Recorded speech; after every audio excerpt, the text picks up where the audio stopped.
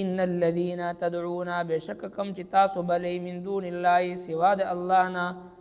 عباد امثالکم هغه بندگان دي تاسو پشان فدعوهم پس رو بلې تاسو دوی فلیستجیبوا لكم پس پکار د چې جواب درکړي دوی تاسو ته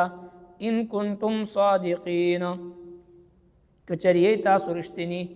الهم ارجل اید دوی خپیوی یمشون بها چې روان وي پاغه ام لهم ايدن یا اید دوی لاسونه دي یبتشون بها چې نیول کوي پاغه ام لهم اعین اید دوی سترګې دي یبصرون بها چې ویني پاغه ام لهم آذان اید دوی غوونه دي يسمعون بها چې اوري پاغه قلت ورته ویا ادعوا شرکاءکم روبل تاسو خپل معبودان ثم کیدونی بیا تدبیر وکړئ زما په باره کې زما خلاف فلا تنظرون ما ته مهلت مرا کوئ چې کله د ښځې او د خاوند د جوړې میلاپ وشي او حمل ټرو شي نو بیا د الله تبارک وتعالی نه د یو الله نه غوښتنه کوي سوال کوي او چې کله الله جل شانه په خپل قدرت کامله سره دوی ته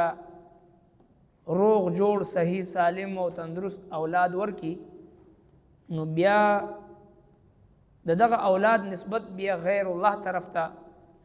طرف ته کول شروع کی بوتانو طرف ته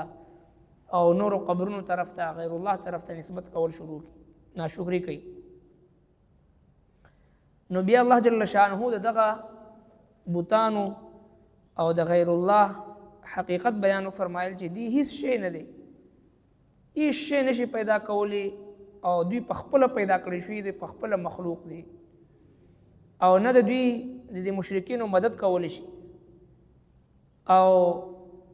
کچری دوی ته دی आवाज وکړي نو د आवाज جواب هم نشي ورکولی نن آیتونو مبارکو کې دغه مضمون مزید ذکر کړي او دغه معبودان باطلا چې دوی ورته د الوهیت درجه ورکړي دا غوی عبادت کوي دا غوی نه منخت کوي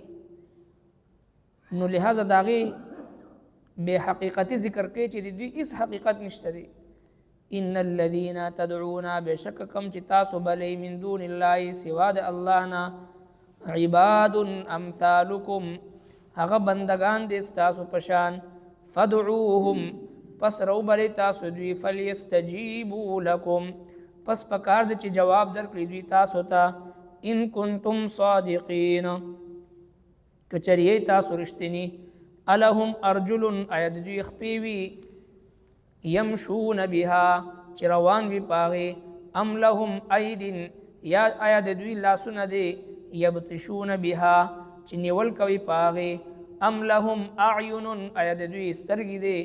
یبصرون بها چې ویني پاغه ام لهم آذان اید دوی غوونه دي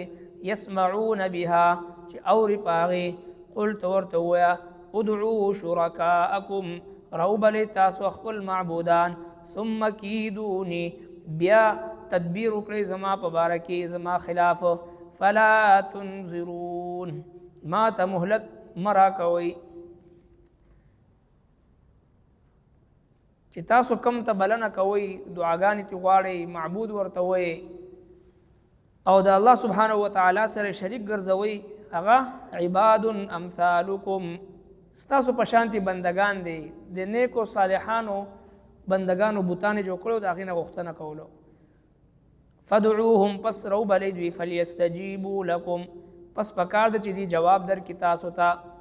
دعا تې وکړئ که نه روغواړئ سوال تې وکړئ چې جواب درکړي نشي درکولی جواب ولی هغه په خپله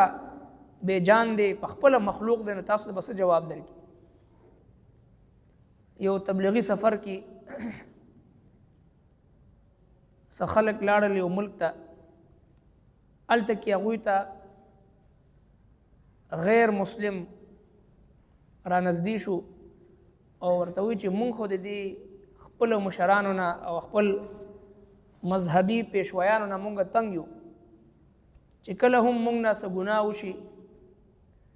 نو مونږ ته وایي چې دومره دومره پیسې مونږ ته راکړئ هغه به تاسو ته مونږ معاف کړو او په خپله خوښه باندې مختلف قسمه جرمانې په مونږ باندې ایښې دي او زمونږ هغه پریشانی او زمونږ هغه ذهني مشکلات هغه همغه شانتي وي، په هغې کې څه فرق نه راځي. یو باطني اضطراب دی، بېچیني ده. او چې کله د خپل مذهبي مشرانو ته ووایو نو هغه مونږ ته وایي چې یاره دومره دومره پیسې راوړئ، دا فلان فلان ګناه به تاسو ته مونږ معاف کوو. خو مونږ په نتیجه پوه نه شو. تاسو چې کم تبلیغ سلسله کې راغلي یې او تاسو چې د کم رب طرف ته، کم معبود طرف ته او کم مذهب طرف ته تاسو عبادت دعوت ورکوئ، آیا په هغې کې هم دغسې ده؟ ستاسو رب ته چې مونږ بلنه کوو، هغه ته کله دعا کوو او چې کله یو سړی نه ګناه وشي نو تاسو څنګه کوئ؟ ستاسو رب دې باره کې څه حکم درکوي؟ نو په هغې کې یو کس سره قرآن کریم قرآن مجید چې کله کولو کړو مخامخ د آیت مبارکه راووتو، وَإِذَا سَأَلَكَ عِبَادِي عَنِّي فَإِنِّي قَرِيبٌ. زما محبوب پیغمبر چې کله